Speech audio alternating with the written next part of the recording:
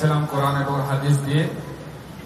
আমাদের চির আকাঙ্ক্ষিত যে বক্তা সুদূর বানারস থেকে আগত, এবং এটা একমাত্র শুধু খালি মুসলমানের জন্য মুসলমানের মহব্বতের একটা নিদর্শন, যেটা আমরা দাওয়াত দিয়েছি, দাওয়াত কবুল করেছেন, আর সেই দাওয়াত কবুল করার পর উনি স্বয়ং এখানে এসেছেন। তো আমাদের আজকের শেষ প্রোগ্রাম এবং শেষ বক্তা, প্রধান বক্তা ফজিলাতুল শেখ আব্দুল গফফার সালাফি বানারস, ওনার বক্তব্যের বিষয় হচ্ছে যুবকরা পথভ্রষ্ট কেন হচ্ছে। উনি উর্দু ভাষী, উর্দুতেই বলবেন। তো যুবকরা পথভ্রষ্ট কেন হচ্ছে এই বিষয়ের উপরে উনি বক্তব্য রাখবেন ইনশাআল্লাহ।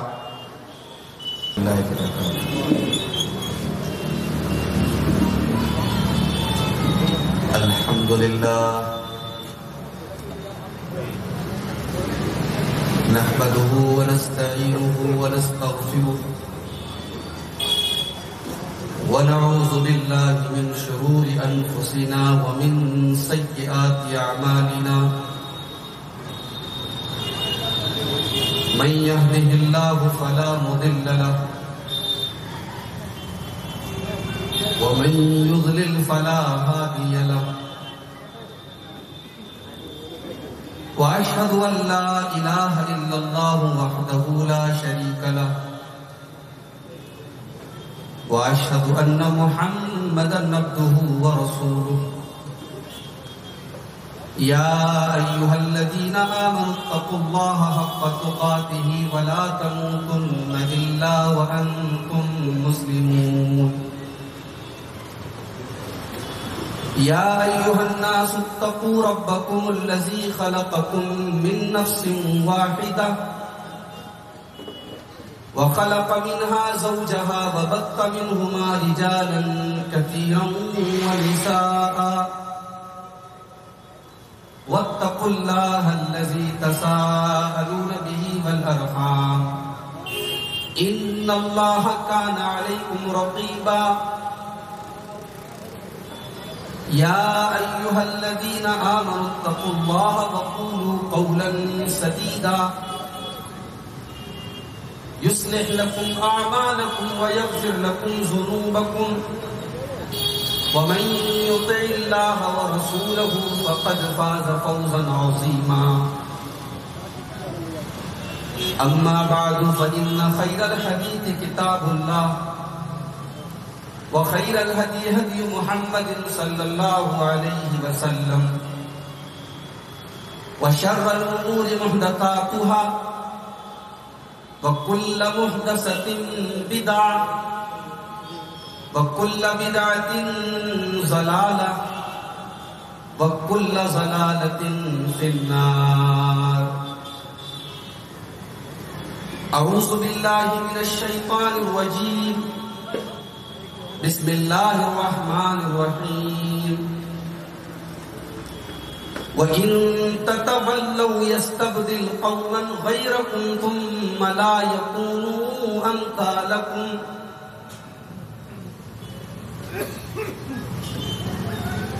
میرے پیارے بھائیوں،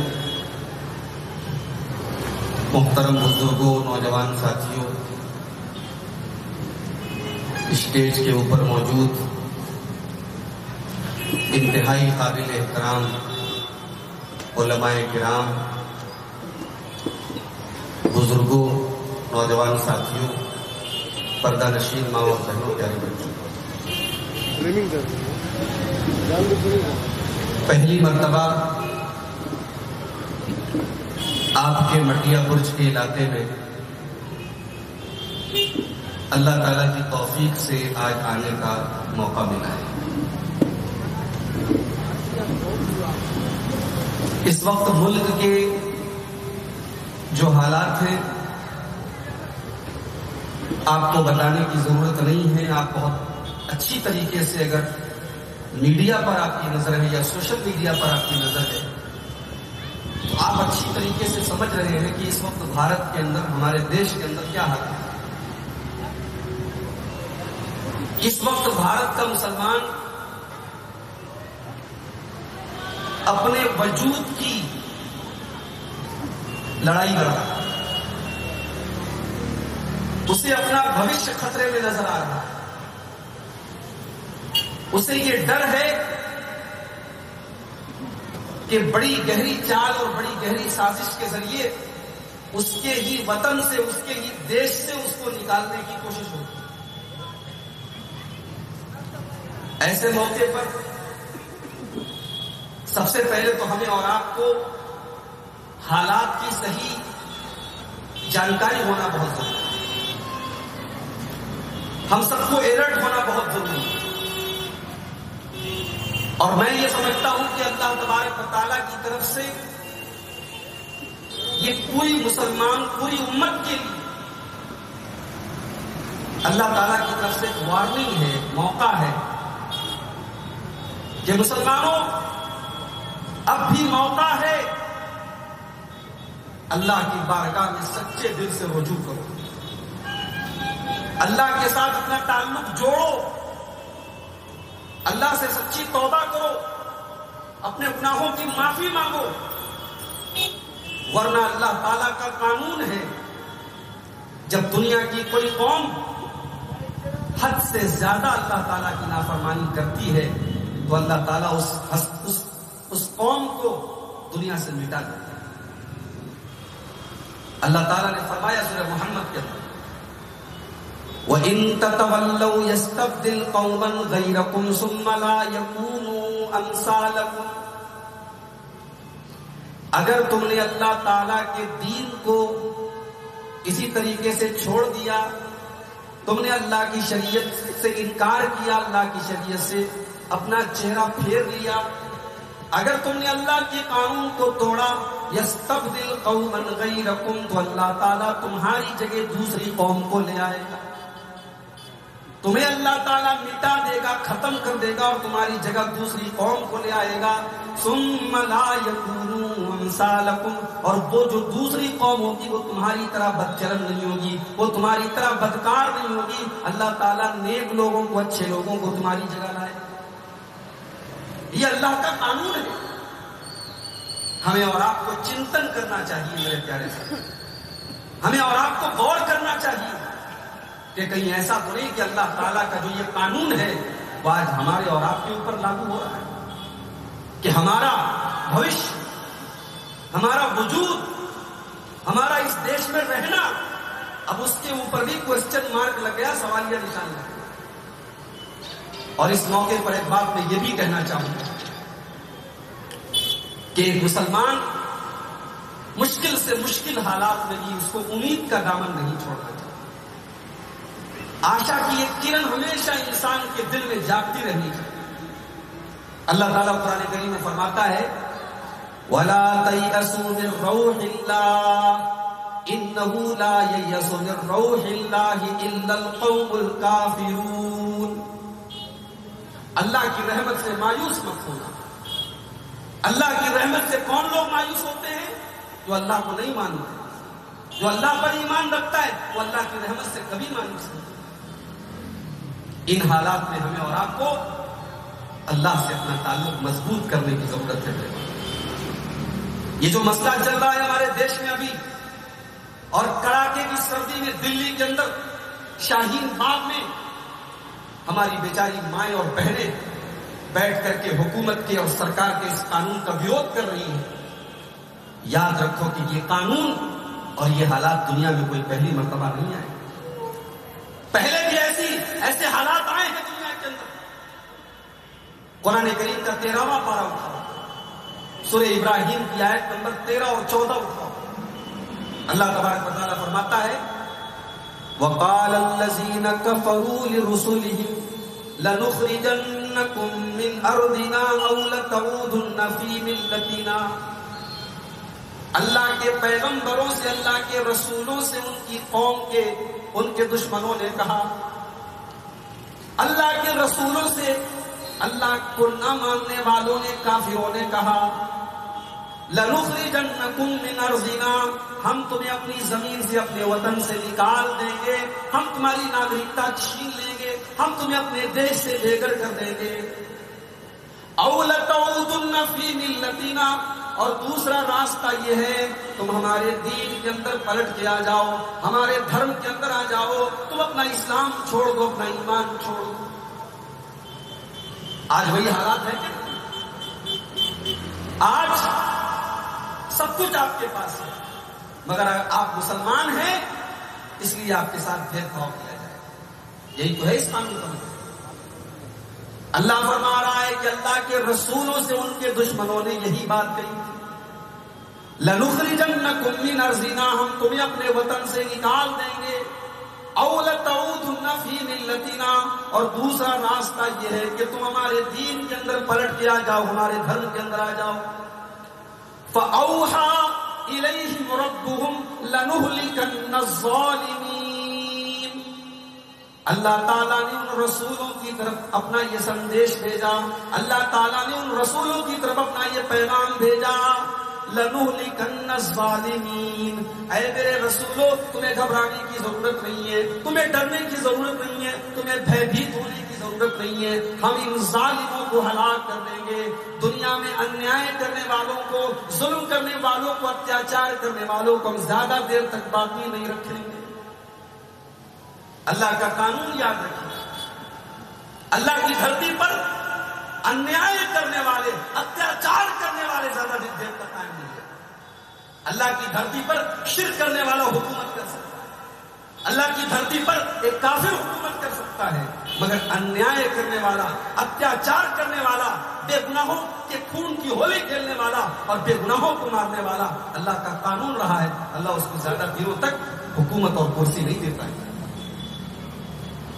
لَنُهْلِكَنَّ الظَّالِمِينَ، اللہ تعالیٰ نے وعدہ کیا ہم ظالموں کو ہلاک کر دیں گے، وَلَنُسْكِنَنَّكُمُ الْأَرْضَ مِنْ بَعْدِهِمْ، اور ہم تمہیں تمہاری زمین کے اندر بسا دیں گے، تمہارے وطن کے اندر بسا دیں گے، تمہیں تمہارے دیش سے، تمہارے وطن سے کوئی نہیں نکال پائے گا، لیکن دو چیزیں تمہیں اپنے اندر پیدا کرنی پڑیں گی، دو چیزیں تمہیں اپنے اندر پیدا کرنی پڑیں گی۔ ذَلِكَ لِمَنْ خَافَ مَقَامِي وَخَافَ وَعِيدِ، پہلی چیز تو تمہیں اللہ کے سامنے حساب دینے کا ڈر اپنے اندر پیدا کرنا پڑے گا، اپنے دل کے اندر یہ ڈر پیدا کرنا پڑے گا، کل قیامت کے دن اللہ کی بارگاہ میں کھڑے ہونا ہے، اللہ کو حساب دینا ہے، اللہ کو اپنی ساری زندگی کا حساب دینا ہے، یہ ڈر تمہارے اندر پیدا کرنا پڑے گا۔ اور دوسری چیز وَخَافَ وَعِيدِ، اللہ تعالیٰ کے عذاب سے بھی ڈرنا ہوگا۔ اللہ تعالیٰ نے قرآن اور حدیث کے اندر جن چیزوں سے ڈرایا ہے، جن چیزوں سے منع کیا ہے، ان چیزوں سے ہوشیار رہنا پڑے گا، ان چیزوں سے دور رہنا پڑے گا۔ یہ دو چیزیں تم اپنے اندر پیدا کر لو، اللہ کا وعدہ ہے کوئی تمہارا بال باقا نہیں کر پائے گا، کوئی کچھ نہیں بگاڑ پائے گا۔ مگر افسوس کی بات ہے کہ آج یہی دو چیزیں ہمارے اندر نہیں ہے۔ کل 31 دسمبر کی رات تھی،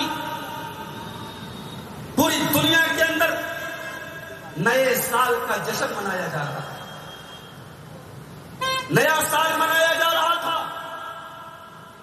بڑے بڑے ہوٹلوں میں کمرے بک تھے، عزتیں لوٹی جا رہی تھی، ناچ گانا ہو رہا تھا، شراب کی دکانیں آباد تھیں، کوئی ایسا گندا کام نہیں تھا جو نہیں ہو رہا تھا، شاید سال بھر میں اتنی شراب نہیں پی گئی جتنی کل پی گئی، شاید سال کے 364 دن اتنا زنا نہیں ہوا جتنا کل کی رات۔ اور افسوس کی بات یہ ہے کہ اس گندگی میں ہمارا مسلمان بھائی پیچھے نہیں تھا میرے بھائی، ایک بڑی تعداد میں ہمارے مسلمان بھائی بھی ان تمام چیزوں میں مبتلا، مسلمان لڑکے بھی، مسلمان لڑکیاں بھی نئے سال کے جشن کی جو برائیاں ہیں اور جو گندگیاں ہیں وہ منا رہے تھے۔ سب سے پہلی بات تو یہ ہے، ایک مسلمان ہونے کے ناطے ہمارا نیا سال محرم سے شروع ہوتا ہے، جنوری سے نہیں شروع ہوتا۔ جیسے ہمارے اسلام میں عبادت کا طریقہ الگ ہے دوسرے دھرموں سے، ہمارے اسلام میں جانور کو ذبح کرنے کا طریقہ الگ ہے، ہمارے اسلام میں مردے کو دفنانے کا طریقہ الگ ہے، ویسے ہی ہمارے اسلام میں ہمارا ایک کیلنڈر ہے، اور وہ کیلنڈر جنوری سے نہیں شروع ہوتا، وہ کیلنڈر محرم سے شروع ہوتا ہے۔ اس کیلنڈر کا تعلق سورج سے نہیں ہے، اس کیلنڈر کا تعلق چاند سے ہے۔ تو سب سے پہلی بات تو یہ کہ یہ ہمارا نیا سال نہیں، لیکن چلو ٹھیک ہے، ہم عام طور سے جو ڈیٹ لکھتے ہیں، جو استعمال کرتے ہیں، وہ یہی انگریزی کیلنڈر استعمال کرتے ہیں۔ لیکن سوال یہ ہے کہ 2019 ختم ہو کر کے 2020 شروع ہوا، تو کیا یہ کوئی جشن منانے کی بات ہے؟ یہ کوئی خوشی منانے کی بات ہے؟ نہیں، یہ کوئی جشن منانے کی بات نہیں ہے، یہ سوچنے کی بات ہے، یہ غور کرنے کی بات ہے، یہ چنتن کرنے کی بات ہے۔ ہماری زندگی کا 1 سال اور کم ہو گیا، ہم اپنی موت سے 1 قدم اور قریب ہو گئے۔ اللہ تعالیٰ نے ہمیں سنبھلنے کا جو موقع دیا تھا، اب اس موقع میں سے 1 سال اور کم ہو گیا۔ یہ تو ہمارے لیے سوچنے کی بات ہے کہ ہم نے 2019 میں کون کون سی اپنی برائیوں پر کنٹرول نہیں کیا۔ ہم اس بات کا عہد کریں، ہم اس بات کا وعدہ کریں، اور ہم اس بات کی کوشش کریں کہ ہم 2020 میں اپنی ان کمزوریوں پر قابو پا لیں گے، کنٹرول پا لیں گے۔ ہم 2020 میں ایک نئی شروعات کریں گے، ہونا تو یہ چاہیے۔ لیکن ہم 2020 کی شروعات ہی کس چیز سے کر رہے ہیں؟ ناچ سے، گانے سے۔ مسلمان لڑکیاں بے پردہ، بے حیائی کے ساتھ گھروں سے نکل رہی ہیں، اور آج جب میں مٹیا برج میں آیا، یہاں پر بھی میں نے دیکھا کہ پورا مارکیٹ وغیرہ بند ہے، اور ایک چھٹی اور تہوار کی طرح ماحول منایا جا رہا ہے۔ ٹھیک ہے، اگر مان لیجیے دکانیں بند ہیں، لیکن آپ اس دن کو اگر ایک جشن کی طرح منا رہے ہیں میرے بھائیوں، تو یہ مناسب نہیں ہے۔ اللہ کے پیارے نبی صلی اللہ علیہ وسلم فرماتے ہیں، من تشبہ بقوم فہو منہم، جو کسی قوم کی نقل کرتا ہے، جو کسی قوم کے جیسا طریقہ اپناتا ہے، وہ اسی قوم کے ساتھ قیامت کے دن اٹھایا جائے گا۔ من تشبہ بقوم فہو منہم، اگر آپ نے یہودیوں کا طریقہ اٹھایا، یہودیوں کے طریقے کو آپ نے فالو کیا، یہودیوں کی اگر آپ نے نقل کی، کل قیامت کے دن آپ یہودیوں کے ساتھ اٹھائے جائیں گے۔ عیسائیوں کا طریقہ آپ نے ایجاد کیا، آپ عیسائیوں کے ساتھ اٹھائے جائیں گے۔ من تشبہ بقوم فہو منہم، جو جس قوم کی نقل کرے گا وہ اسی قوم کے ساتھ اٹھایا جائے گا۔ اللہ تعالی ہم سب کو صحیح سمجھ عطا فرمائے۔ اس کی روشنی میں 10 ایسی چیزیں بیان کروں گا کہ اگر ان 10 چیزوں پر ہم نے عمل کیا تو انشاءاللہ مجھے پورا یقین ہے، پورا وشواس ہے کہ سماج سدھر سکتا ہے، اور معاشرے کی اصلاح ہو سکتی ہے، اور سماج کی برائیاں دور ہو سکتی ہیں۔ تو آئیے ہم اپنے اصل وشے پر، اپنے اصل ٹاپک پر آتے ہیں، سماج کو کیسے سدھارا جائے۔ سماج کو سدھارنے کا پہلا طریقہ، سماج سدھارنا ہے۔ سماج تب تک نہیں سدھر سکتا جب تک کہ سماج کے اندر سے شرک کو ختم نہ کر دیا۔ سماج کے اندر سے سارے پاپ ختم ہو جائے، مگر سب سے بڑا جو پاپ ہے، جو سب سے بڑا گناہ ہے، اللہ کے ساتھ کسی کو شریک کرنا، اللہ کے علاوہ کسی اور کے آگے سجدہ کرنا، اللہ کے علاوہ کسی اور کے نام سے جانور ذبح کرنا، اللہ کے علاوہ کسی اور کے نام کی قسم کھانا، اللہ کے علاوہ کسی اور سے کی ذات پر مکمل بھروسہ کرنا، یہ ساری کی ساری چیزیں شرک ہے میرے پیارے ساتھیوں۔ اور جب تک دھرتی پر شرک موجود ہے، دھرتی پر شانتی نہیں ہو سکتی، امن نہیں ہو سکتا، سماج کبھی سدھر نہیں سکتا۔ اللہ تعالیٰ سورہ انعام کے اندر فرماتا ہے، الذین آمنوا ولم یلبسوا ایمانہم بظلم اولئک لہم الامن وہم مہتدون۔ بہت غور سے سنیے گا، جو لوگ ایمان